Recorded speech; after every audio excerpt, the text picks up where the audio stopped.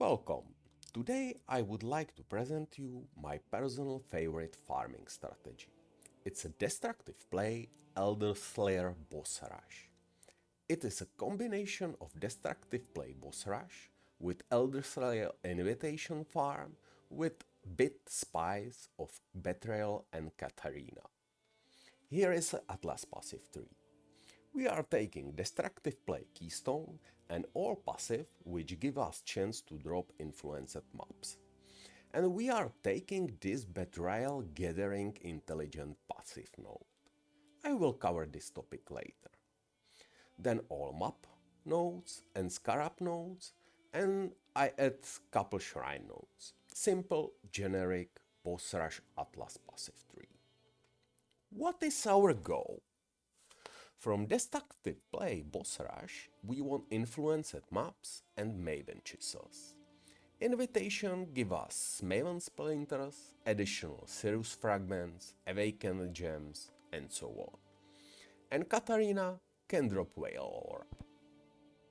There is one problem with destructive play in classic maps. In order to Maven appear, you need to rotate different maps, and the Atlas invitation is not as rewarding as the better ones. So destructive play is usually used with combination of Elder or Shaper maps. But in Elder maps, Elder will consume map boss, and animation to open portal towards boss is like 20 seconds long. Plus those bosses have 3 phases with another 20 seconds of animations between those phases. So in fact, 60 to 80% of time you are not playing game, but waiting and looking at animations, which after couple of maps start to be quite boring and annoying. In Shaper maps, you cannot choose map layout. Shaper maps have nice straight layouts, but you still need to run through whole map in order to arrive the boss arena. And fight with Chimera has similar problem as Elder bosses. On the other hand, Elderslayer maps, we can choose map layout.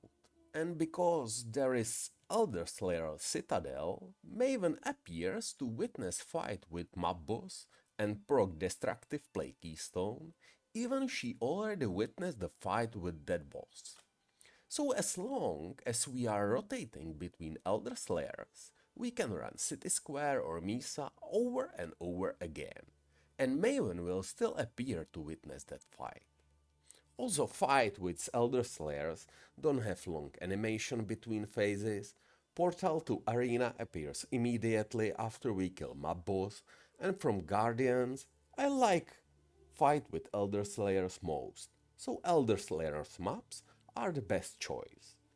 The problem here is that we need T16 Elderslayer maps with good layout, and as good layout I mean a rushable boss. In current league, the best layouts are City Square and Misa, but Coast, Castle Ruins, Bog, Atoll, Fields, Shore, Ashen Wound, Cemetery, Dunes, Toxic Sewer, Foundry, Beach will work too. There is also option use Horizon Orb and change bed layouts to Lighthouse or Crystal Orb. Don't change them to Crystal Orb. There are 3 bosses, which is good, but the fight with the boss is horrible. Just horrible experience. Lighthouse is much better option. So why we need T16s? Because from Elderslayers we want progress to Elves toward Invitation and eye level 85 influence at rares. Wait, what? Rares from ground? Are you kidding me? Even if they are influenced, nobody picking them. Who has time to pick, identify, store, price check them? Yes, some can be good, but 95% is unsellable trash for vendor. Maybe good for disenchanting? Yes, I agree, and also disagree, because I'm talking about specific base types with specific influence which can roll highly desirable mods for Awakener Orb crafting, like +1 Frenzy, Power Charge on Warlord, Gloves, Helmets, Explode mod on Crusader Body Armor, or Tailwind on Hunter Boots. Or it can be prepared for elevation by Orb of Dominance.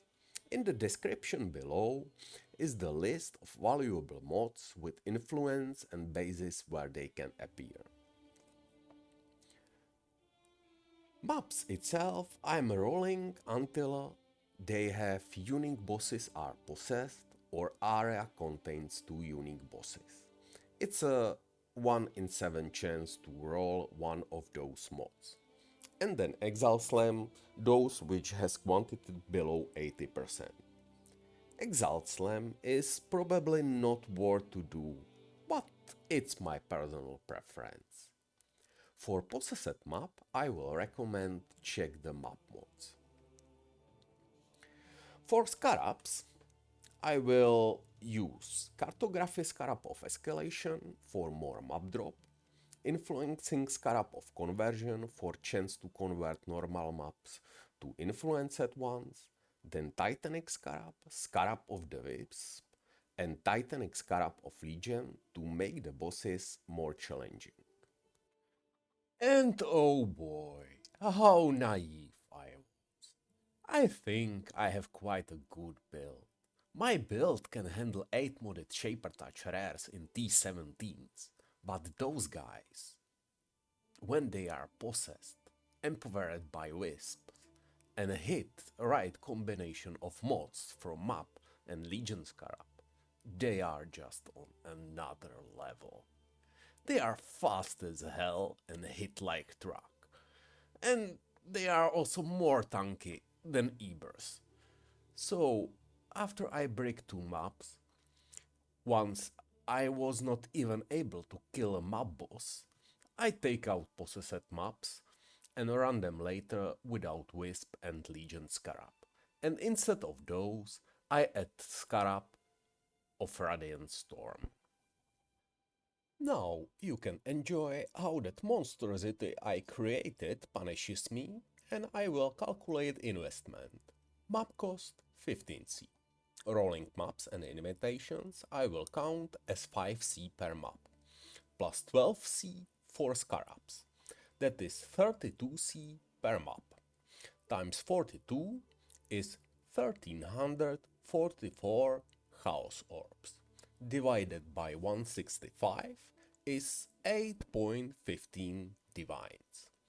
I also used 13 Exiles and 4 Shaper maps and some other Scarab for Betrayal and Catarina. So let's round the investment to 10 Divines. After all, I finished those maps and we can look at loot. I took out all small currency and everything with value lower than 5C. So in this tab we have couple of bases which may or may not sell. But as I noted before, there are better ways how to farm influenced rares. Just a quick example.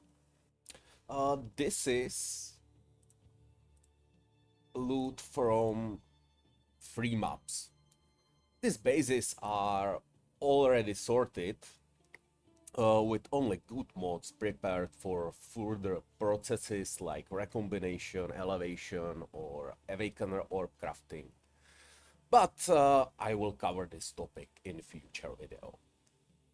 So, next, there are 92 classic maps, around 50 influenced ones, 60 17s, and just couple other stuff with some value. Let's look to the second tab with a more juicy rewards. There is a bunch of scarabs with 1 scarab of glittering, and there will be probably a lot more, but I am not picking low value ones. Here was perfectly rolled Maligaro Virtuosity, which I corrupted and sold for 3 div. Those gloves are normally hidden by loot filter as DT runing, but I am picking them for disenchanting, and the good roulette ones I try to corrupt, same as this Obscurantis. I also drop Garokan Flight and Ephemeral Edge, which is 50 and 20C. Then we have here expected stuff like Fragments, Maven's Wraith, and Chisels, which some of them are pretty expensive. For example, this is already 30C per piece. So those 6 chisels are 1 div, or something more than 1 div. And also div cards, which are exclusive, not this one, but which are exclusive drop for from Elderslayers. 5 Exalt, 4 I drop from Elderslayers, and 1 from Invitation. From Invitation I also drop 3 Orb of Conflict, Awakened Burning damage, and Awakened Elemental damage with attacks. Which is maybe lucky, but honestly I'm rolling those Invitation to have 70 plus quant and getting good stuff pretty often. So if there will not be Awakened Elite damage, there will be something else. These 2 Scarabs are unused Wisp and Legion Scarab, but we calculated them into investment, so it's fair to keep them here. And on the way on to the bosses, I also drop 1 Raw Divine and 1 Enlighten. At the end, we have here some catalysts, this gem, and 2 Whaled Orbs. And that is reward from Catarina. These 4 fragments are here because I run 4 Shaper maps with Betrayal to obtain intelligence towards Catarina. And yes, I fight Catarina twice and 2 times get Whaled Orb, which as isolated example is pretty lucky. But I did not drop Whale Orb 6 times before, so for me it just normalizes the probability. But in order to normalize rewards, I will change those to Whale Orbs for Divines. Chance for Whale Orb to drop is something above 25%, so it's fair to put here just quarter of value. And because I don't want to calculate this, so let's put this to Path of Exile. And for those who like spreadsheets, there will be a link to spreadsheets from Path of Exile with rewards calculation. So, and we got 49 divines in profit. Minus 10 investment is 39 of pure profit, which is almost 1 div per map. I will not calculate profit per hour, because there is simply too many variables. From how good your build is, which kind of layouts you run, what modifiers you have on maps, what kind of modifiers those bosses get, and so on and so on. And I know I can run those 10 rotations in around 4 hours.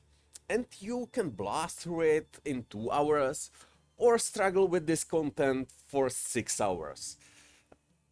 So there is just simply too much variations to give how much you will do per hour. And honestly, I personally don't care. about how much currency per hour I'm doing. For me, it's important if I like the content and have fun with it. What I most value on this strategy is variety of content. That I am not running same layout, killing the same boss, or rolling box over and over again, 50, 100 times, again and again. If I would like doing same thing over and over again, I can sign up for a job in factory and make some real currency, not play a game. So I like fast mapping, check. I like challenging boss fights, check. I like invitations, check. And I like betrayal mechanic and Catarina fight, but not as much to have syndicate encounter in each map, check. And if you have it similar, this strategy is probably good for when we are talking about betrayal. Just a quick guide.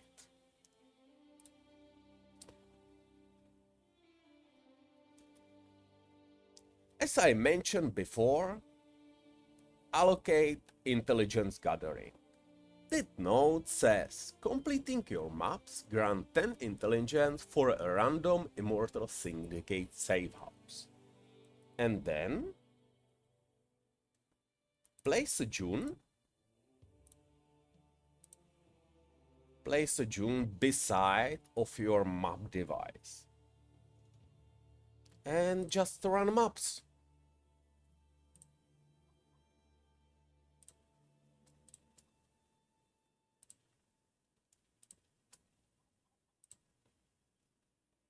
Pick your strategy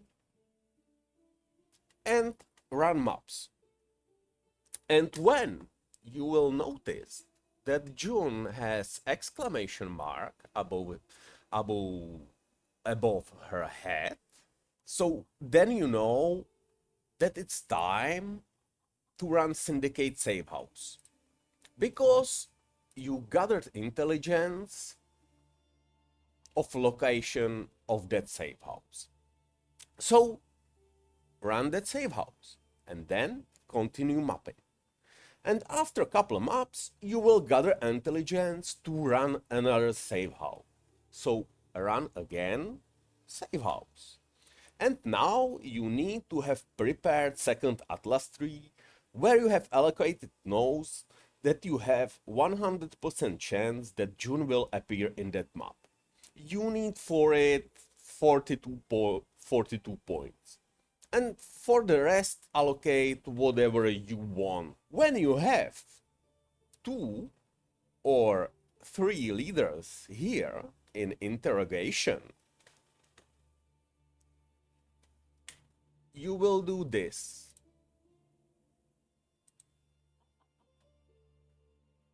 And run a map with betrayal. After you finish that map, you will go back. This is all what you need to do.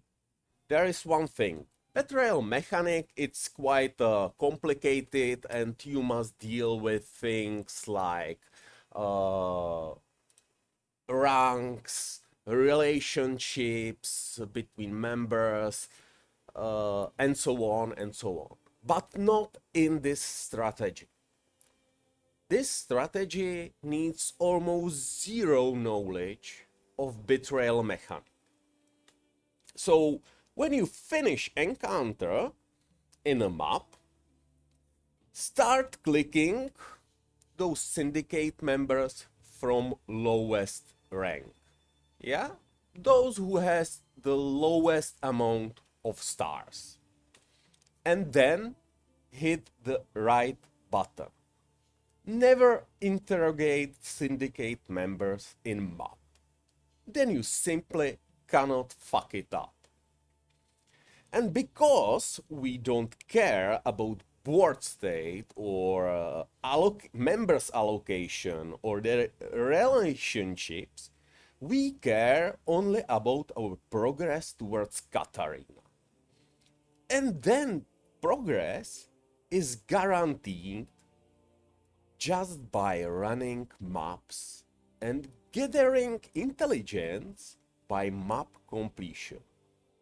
So after you will finish map with Betrayal, you will, as I said, just swap to your old strategy and continue mapping. The whole point is that when you have a new board like I have here,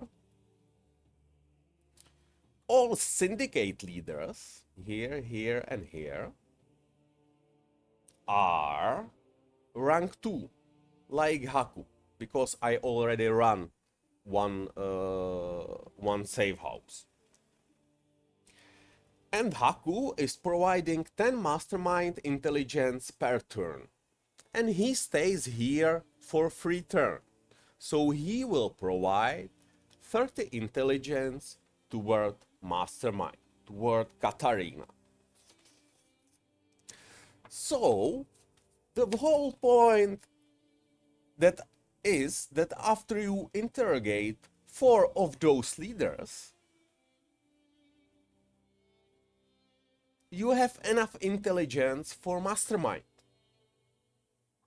With knowledge of betrayal, you can speed up the process, make your rewards from save house better. But with no betrayal mechanic, knowledge, just simply run maps, then run save house, then run maps, then run save house, run map with betrayal. Don't interrogate, only hit right button. Just execute or bargain for intelligence. Just hit the right button. Then run maps. Then run save house. Then run maps. Run save house.